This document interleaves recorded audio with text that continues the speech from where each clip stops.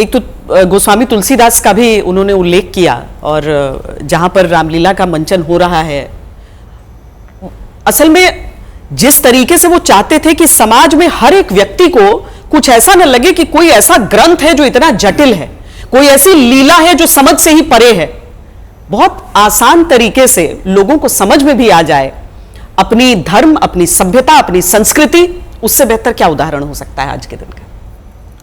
बहुत बहुत बहुत बहुत अच्छी श्वेता जी, क्योंकि गोस्वामी तुलसीदास जी, जो रामायण है वाल्मीकि ने लिखी है, गोस्वामी तुलसीदास ने वेदों का और सब तरह का अध्यात्म भी जोड़ दिया है, सामाजिक संस्कृति जोड़ दी है, सामाजिक समन्वय जोड़ दिया है, और इतना एक जिस तरह से गोस्वामी तुलसीदास जी की रामायण में जो उन्होंने लिखा है, अगर उस पर कोई चलता है तो वैमनस्य नहीं हो सकता है। और उसका ही परिणाम है कि उन्होंने जहां जहां उल्लेख किया है, रामई सुमिरिये गाइये रामई संतत सुनिए राम गुण ग्रामई, तो उसके लिए उन्होंने कोई जातिवाद नहीं किया, न वर्णवाद किया, न किसी भी तरह से न मजहबवाद किया। एक कोई भी उन्होंने किसी भी संकेत नहीं दिया है कि ये इस मजहब का है, ये वो है। तो ऐसा क्रांतिकारी 500 साल पहले गोस्वामी तुलसीदास की रामचरितमानस आज घर घर में, हर हृदय में वो मानस बसी हुई है। वही रामचरितमानस एक तरफ समर्पण की बात करती है और एक बात अहोभाव की बात करती है। देखिए गोस्वामी जी लिखते हैं कि दो भाई हैं, एक रावण भी है, वो अहंकार का भयंकर। जब राम से कौशल्या ने पूछा कि पुत्र, एक ब्राह्मण इतना विद्वान, इतना बलशाली, तुमने उसको कैसे विजय प्राप्त कर ली? बोले माँ मैंने नहीं की उसके, और ना मैंने उसको मारा, वो तो उसके अहंकार ने उसको मार दिया। गोस्वामी जी वहां कहते हैं, अस प्रभु छाण बजै जे आना, ते नर पशुबिन पूछ बिसाना। जो व्यक्ति अपने अहोभाव में रहता है, ईश्वरी भाव में रहता है, वो अहंकार अपना विसर्जित करके चलता है।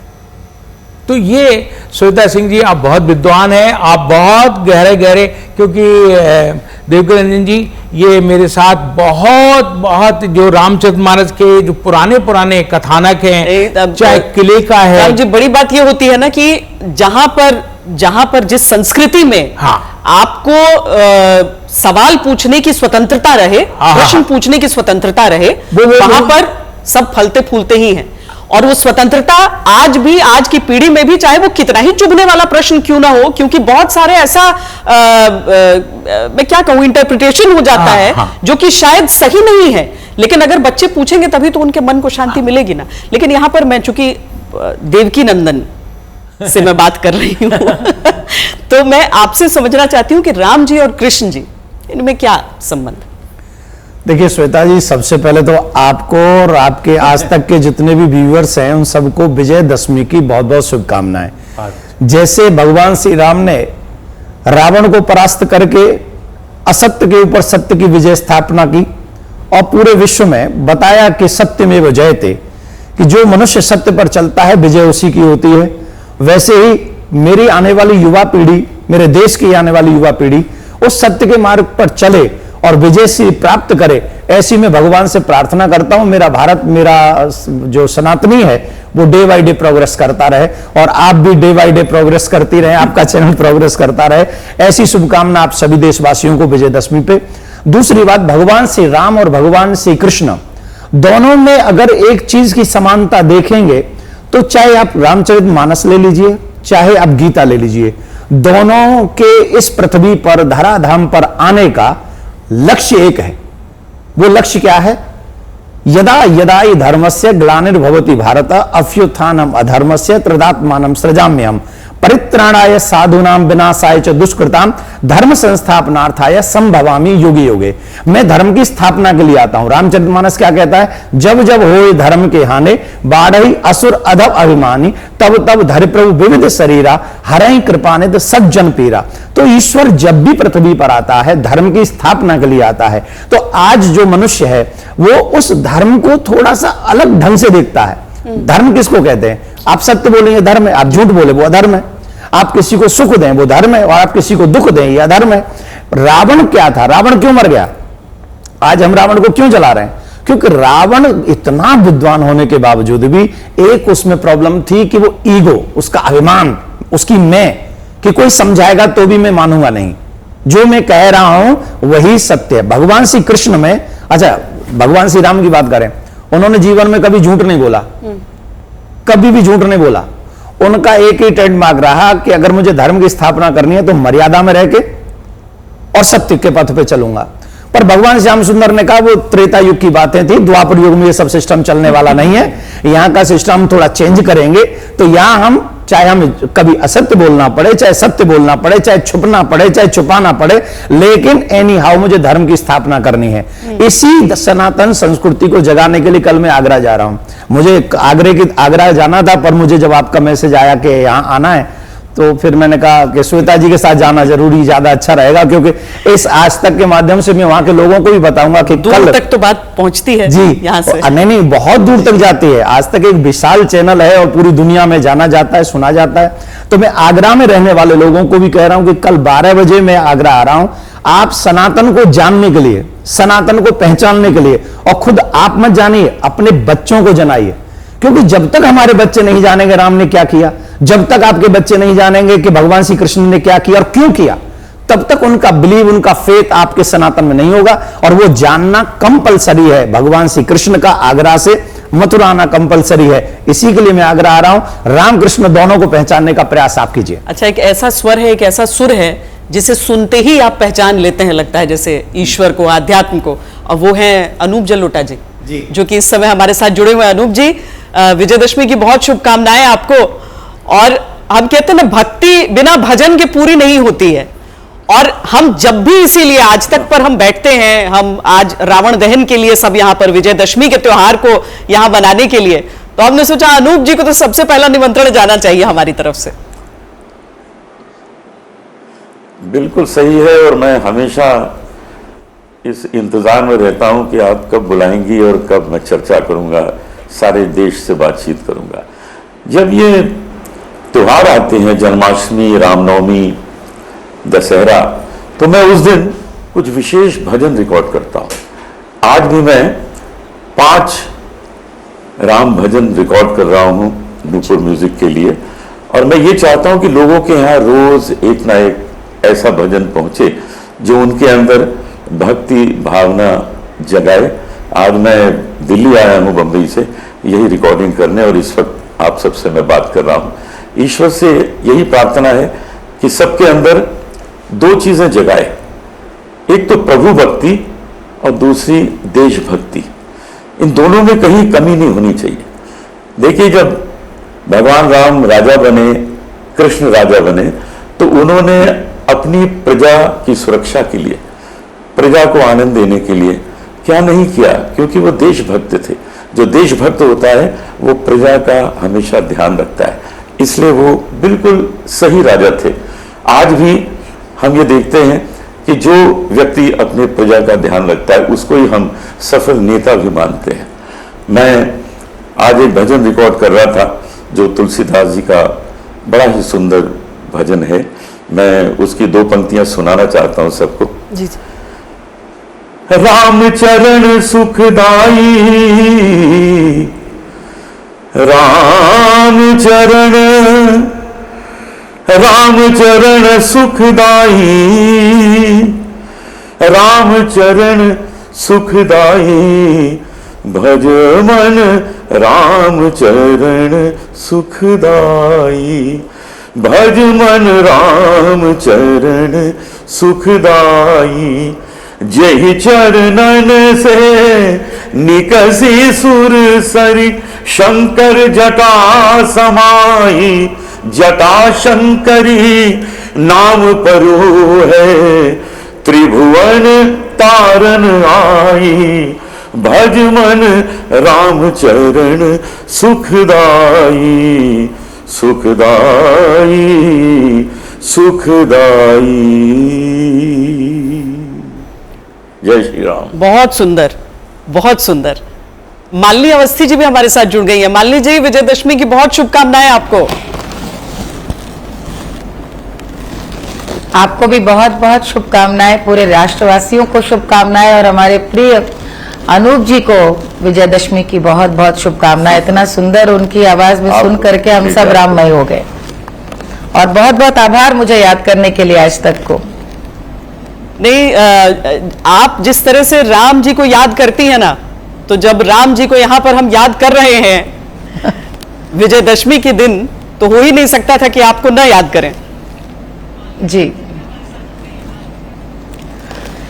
बहुत बहुत आभार। ये मेरा सौभाग्य है कि, और अनूप जी का भी, कि हम लोग अवधवासी हैं।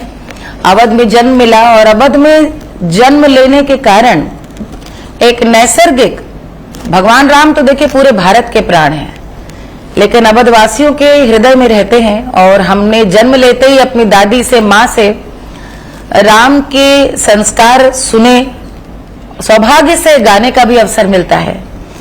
और आज के दिन ये जो विजयादशमी का पर्व पूरे विश्व में सनातन जहां भी हैं जिस हर्षोल्लास से मनाते हैं, ये कोई इसका न्योता नहीं छपता, इसके लिए कोई बताता नहीं है कि शारदीय नवरात्रि की दशमी के दिन रावण का पुतला जलेगा मेघनाथ कुंभकर्ण के साथ, और बड़े हर्षोल्लास के साथ हम लोग रावण का दहन देखते हैं। और ये प्रतीकात्मक एक तरह से प्रसन्नता का अनुभव करते हैं कि जब जब कोई अधर्म करेगा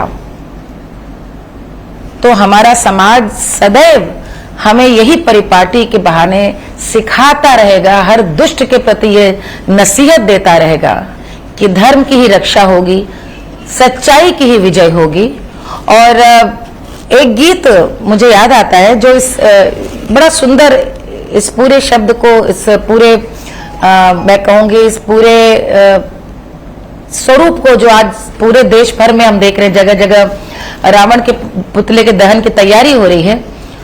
तो कल्पना करें कि जब आज से युगों पहले त्रेता युग में ऐसा हुआ और जब असंभव को संभव कर दिखाया, भगवान राम ने शक्ति की उपासना की और देवी प्रसन्न हुई, रावण का वध हुआ, तो कहते हैं कि देवताओं ने जय जयकार की कि रावण का नाश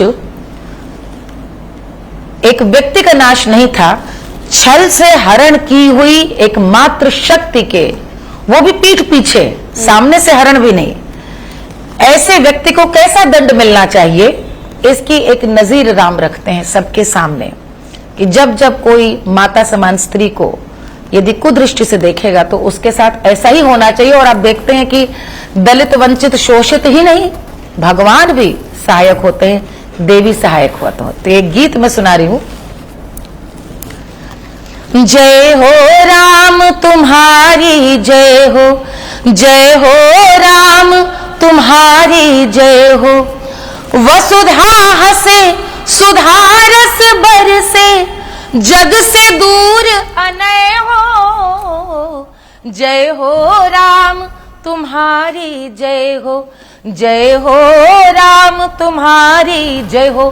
बोलो राम सीताराम, बोलो राम राजा राम, बोलो राम राम राम सीताराम राम राम, बोलो राम राम राम राजा राम राम। और भगवान राम रावण पर विजय क्यों पाते हैं? क्योंकि तेरी शक्ति लोक हितकारी, राम से कहा है कवि ने, तेरी शक्ति लोक हितकारी, इसलिए रावण पर भारी। तेरी शक्ति लोक हितकारी, इसीलिए रावण पर भारी। हारी तुमसे असुर साधना, हारी तुमसे असुर साधना, वसुधा फिर निर्भय हो। जय हो राम तुम्हारी जय हो, जय हो राम तुम्हारी जय हो। बोलो राम सीताराम, बोलो राम राजा राम। अद्भुत।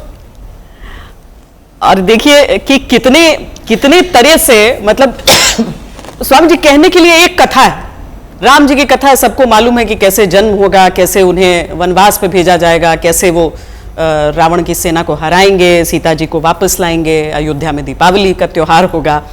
लेकिन उसके बावजूद इतनी रुचि से और हर बार आप कुछ नया सीख कर वहां से निकलते हैं। यही एक श्वेता जी, बहुत राम एक मर्यादा पुरुषोत्तम है और अपने जीवन में उन्होंने पहाड़, नदियों, पक्षियों सभी से प्यार करने के कोल, भिल, किरात सभी, ना कहीं किसी भी तरह से ऐसा राम, जब दशरथ ने उनसे कहा बेटा अब तुमको मैंने युवराज बना दिया है, लेकिन कैकेयी ने जिस तरह से हमसे कुछ मांगा है तो तुम अपना राज स्वीकार करो। तो उन्होंने कहा पिताजी नहीं, हम आपके वचन का पालन करेंगे, हम निश्चित ही जंगल में जाएंगे। तो अभी जिस तरह से देवकी नंदन जी, बस हम ये भी बता दें कि ये पटना की तस्वीरें हैं, क्योंकि जो जैसा हम कह रहे थे कि पूरब में पहले सूर्यास्त होता है, तो वहां देखिए रावण का दहन हो गया। दिल्ली में लगभग 5:45 बजे सूर्यास्त का समय है और पटना में पहले सोने की लंका जली और स्वामी जी अब वहां पर रावण दहन। तो और एक कुछ ही आदर्श पलों में व्यक्ति के समाज में, विश्व में जहां पर भी हैं, राम एक आदर्श हैं, मर्यादा हैं। इसलिए उन्होंने, आप देखिए जहां पर पिता का जो हो रहा सब उनको हो रहा था, लेकिन उन्होंने सब छोड़ करके जंगल में चले गए।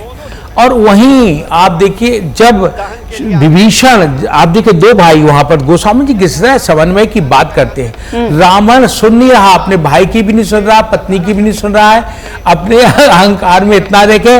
लेकिन वही विभीषण, जब विभीषण को लात मारी गई तो तब विभीषण ने कहा कि हमारा दोष नहीं भाई, आप मेरे बड़े हैं, मैं छोटा हूं और मैं अब जा रहा हूं राम की शरण। तो राम की शरण जब विभीषण पहुंचे तो वहां लक्ष्मण और सेना सबने कहा कि भाई है, कुछ गुप्तचर होकर के आ सकता है। तो राम ने कहा नहीं, हमारे शरण में आया है तो पहले उससे बात करें। तो विभीषण क्या कहते हैं, श्रवण सुयस सुन आय हूं, प्रभु रंजन भव भीर, त्राहि त्राहि आरत हरण, शरण सुखद रघुवीर। मैंने तो आपके भाव को, आपके नाम को, आपके प्रभाव को सुन रखा है, इसलिए मुझे किस बात का भय। हाँ। जो व्यक्ति राम के प्रभाव को जानता वो कभी भयभीत नहीं होता।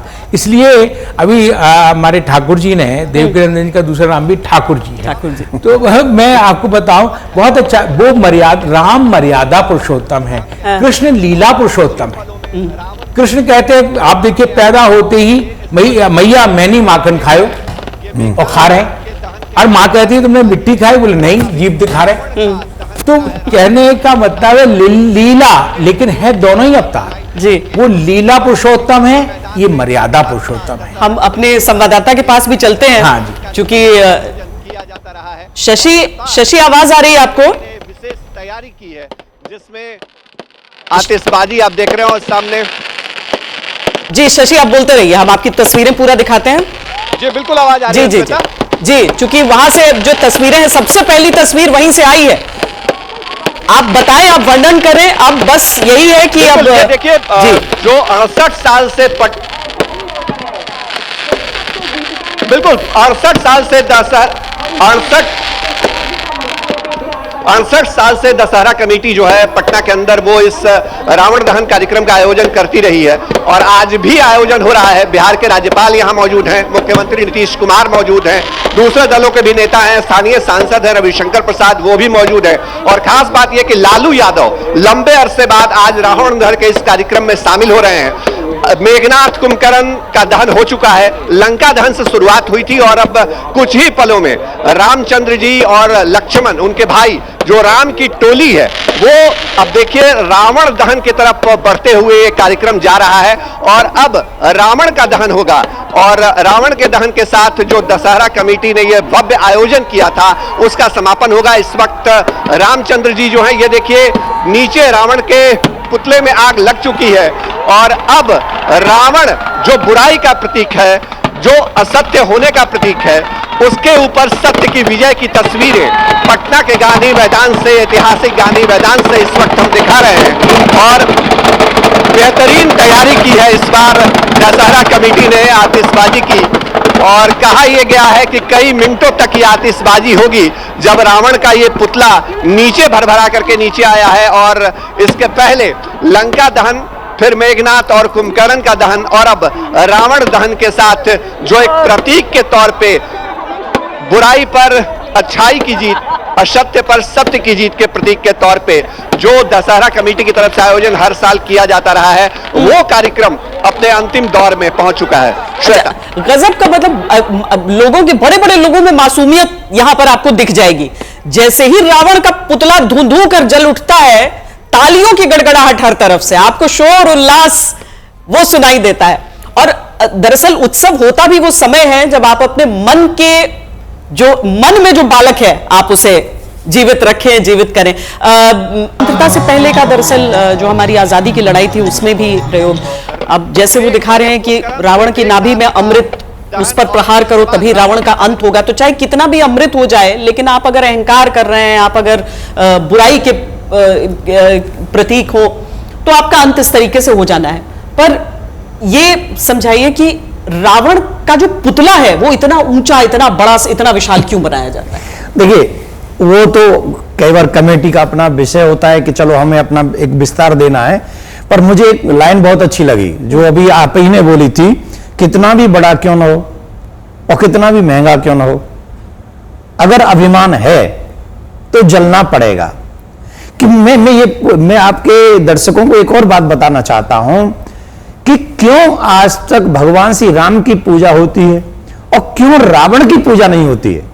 आज भी विजयदशमी के दिन हम रावण को ही क्यों जलाते हैं? अच्छा, आज का मनुष्य भी इस बात को शोध नहीं करता। जैसे आज आएंगे, रावण को जलता वो देखेंगे, ताली बजाएंगे, बच्चों को खिलौना देंगे और अपने घर में चले जाएंगे। कल से फिर वही करेंगे जो रावण कर रहा था। रावण ने शायद जो उतना किया भी नहीं था, उससे ज्यादा हम करेंगे। अरे भाई, आपने रावण को जलते हुए देखा है तो कम से कम हम ये सीखें कि जो रावण ने किया है वो हमको नहीं करना है, जो राम ने किया है। अब मैं थोड़ा सा राम में और रावण में अंतर बताता हूं।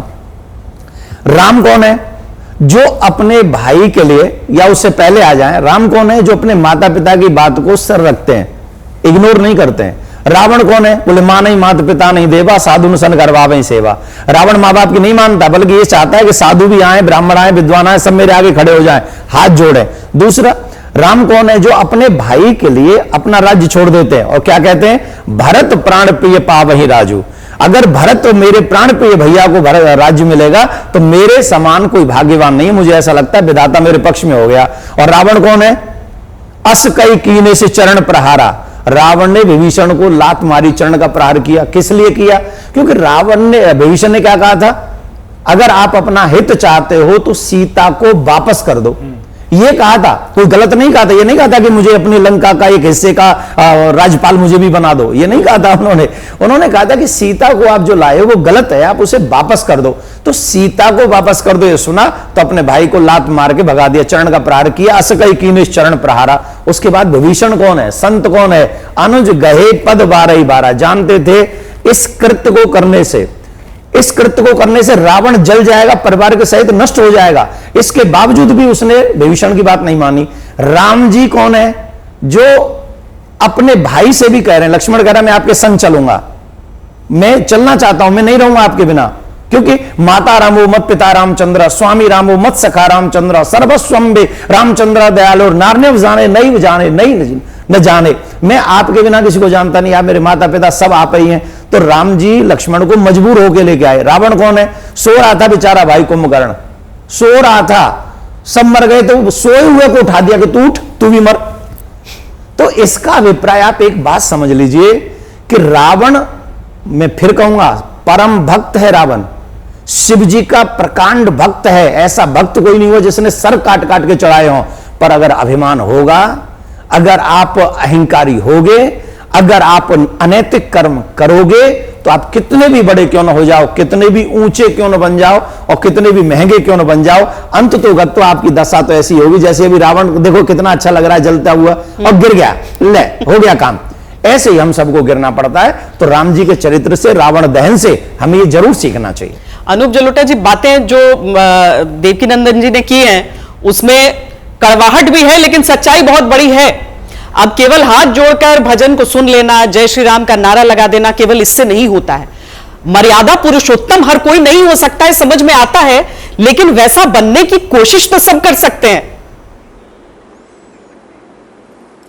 मैं आपको दो पंक्तियों में सुनाता हूं। पहले तो ये बात और समझा दूं सबको कि इतने बड़े रावण के पुतले को क्यों बनाया जाता है।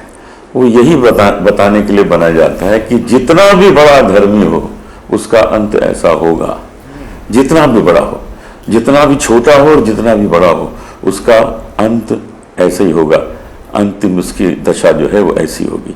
अब मैं आपको सुनाता हूं दो पंक्तियां कि हमें अपने जीवन में केवल रामचरितमानस पढ़ लेने से बात नहीं बनेगी, क्या होना चाहिए। देखिए, तुलसी की रामायण बोले रामचरित अपनाओ, केवल पढ़ो नहीं, उसको जीवन में अपनाओ।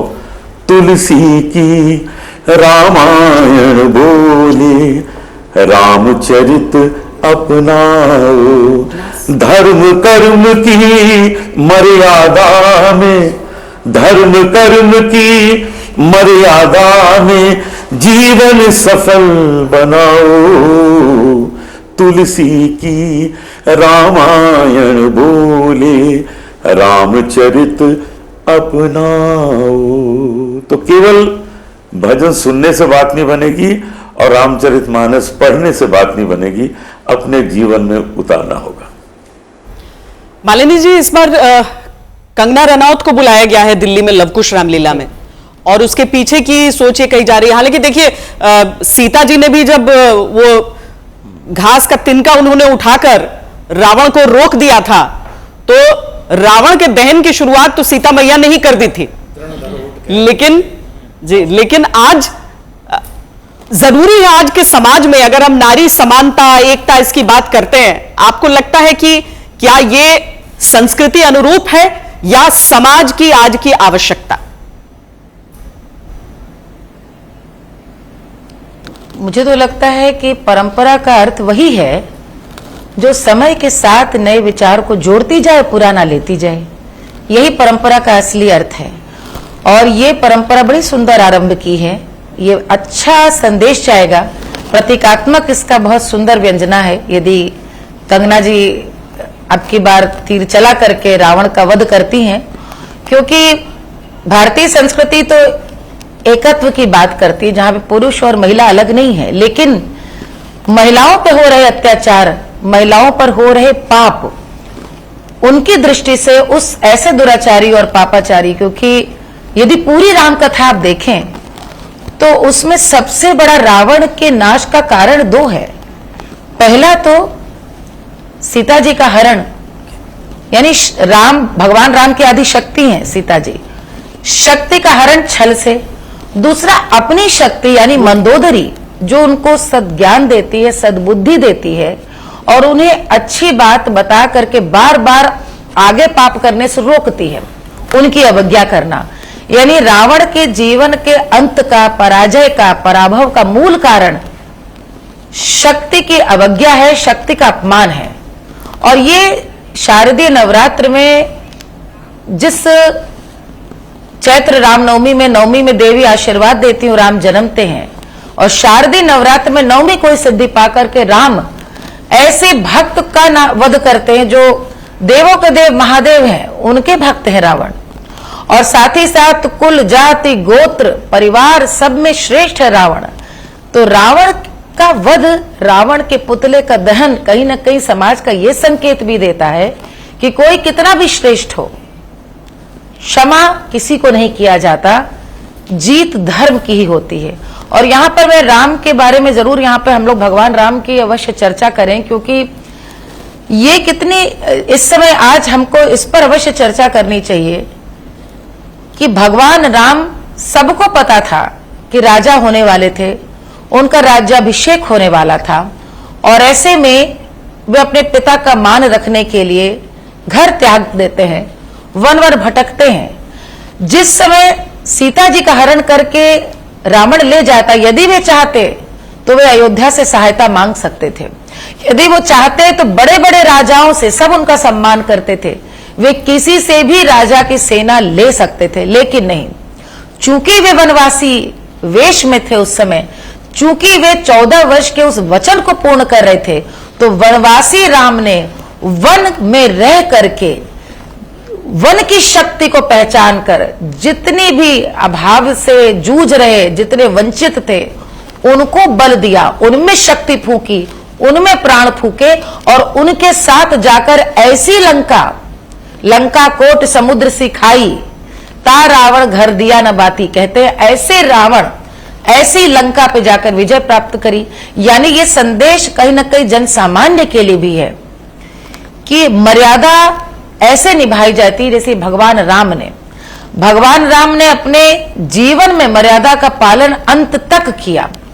जब वे एक वध करने रावण का जाते हैं, वहां भी वनवासी रूप में जाते हैं और पूरी स्त्री जगत में एक स्त्री का अपमान करने का क्या दंड हो, जी, वे जाकर के रावण का वध करके पूरे संसार में, मैं आपके सामने